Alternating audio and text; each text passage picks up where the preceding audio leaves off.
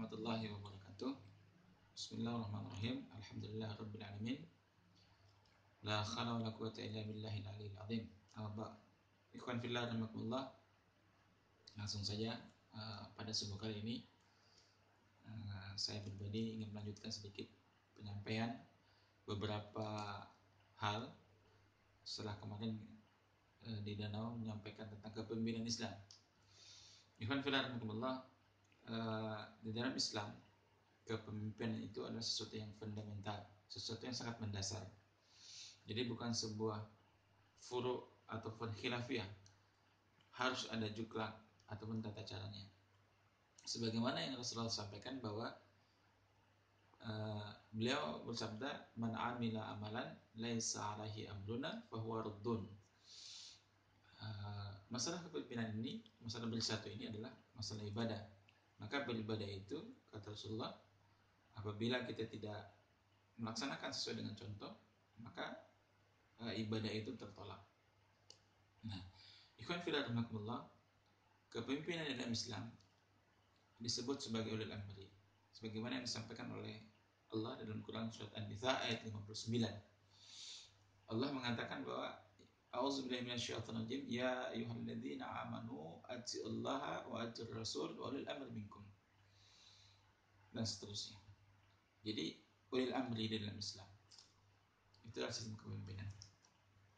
Sesungguhnya secara global sistem kepemimpinan di dunia ini terbagi menjadi dua, yaitu sistem kepemimpinan yang hak dan sistem kepemimpinan yang batil.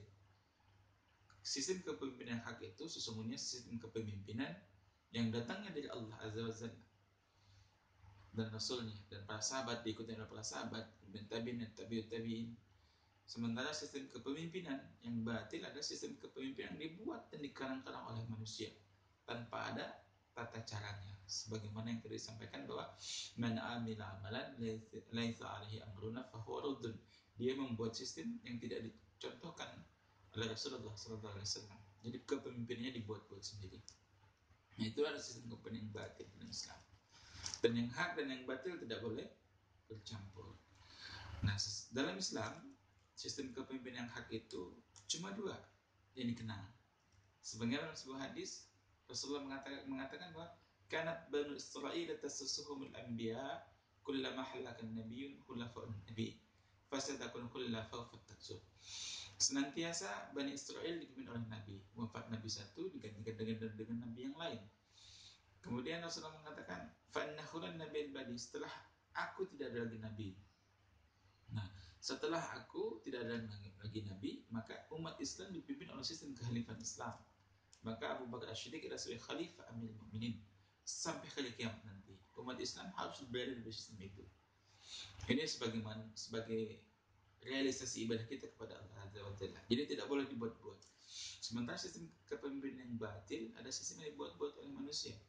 Ada sistem kapitalis, ada monarki, ada demokrasi, dan sebagainya yang dibuat-buat dan dikorang-karang oleh manusia yang sumbernya tidak datangnya dari Allah dan Rasulnya SAW. Dan di dalam kedua pemimpinan ini harus ada furqan, harus ada pembedaan antara yang hak dan yang batil. Maka dalam kepemimpinan Islam ini adalah masalah akidah. Saya bacakan Quran surat An-Nisa ayat 97 akibat seseorang salah dalam kepemimpinan. Artinya Quran surat An-Nisa ayat 97, sesungguhnya orang-orang yang dicabut nyawanya oleh malaikat dalam keadaan mendolimi diri sendiri. Dijelaskan di sini asbabun nuzulnya adalah orang-orang yang sudah Islam, dia tidak mau hijrah kepada kepemimpinan Rasulullah SAW. Dia masih senang di bawah kepemimpinannya Abu Jahal. Maka ketika perang Badar, orang tadi dipaksa berperang oleh Abu Jahal untuk melawan Rasulullah SAW. Ketika para sahabat membunuh sahabat tadi yang ternyata sudah Islam tapi tidak mau berhijrah, maka turunlah ayat ini. Kemudian para malaikat bertanya, bagaimana kamu ini? Bukankah bumi Allah ini luas? Kemudian mereka beralasan, qalu mustad'afin, bahwa seorang yang tertindas. Tetapi tidak bisa di hadapan para malaikat itu. Mereka beralasan, kata para malaikat berdasarkan perintah dari Allah, sesungguhnya kamu itu berada di neraka jahanam, na'udzubillah min dzalik. Maka saya katakan tadi, ini masalah akidah. Tidak bisa dikatakan masalah furu' ataupun khilafiyah. Ini masalah akidah. Karena sistem kepemimpinan dalam Islam ada juklaknya, ada tata caranya, ada contohnya yang sudah dilaksanakan oleh Rasulullah dan para sahabat. Nah, untuk menguatkan lagi, di Quran surat An-Nisa ayat 59, ada 2 syarat kepemimpinan dalam Islam sebagai ulil amri. Tidak semuanya pimpinan bisa dikatakan sebagai ulil amri. Syarat ulil amri itu adalah fa in tanazza'tum fi syai'in faruddu ila Allah wa Rasul. Lanjutan dari Quran surat An-Nisa ayat 59.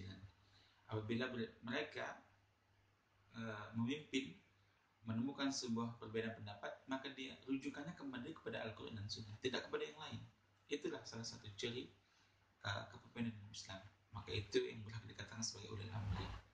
Demikian penjelasan singkat tentang kepemimpinan dalam Islam, bahwa kepemimpinan Islam itu adalah masalah akidah.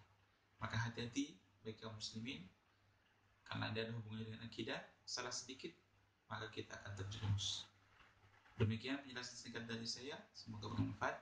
Assalamualaikum warahmatullahi wabarakatuh.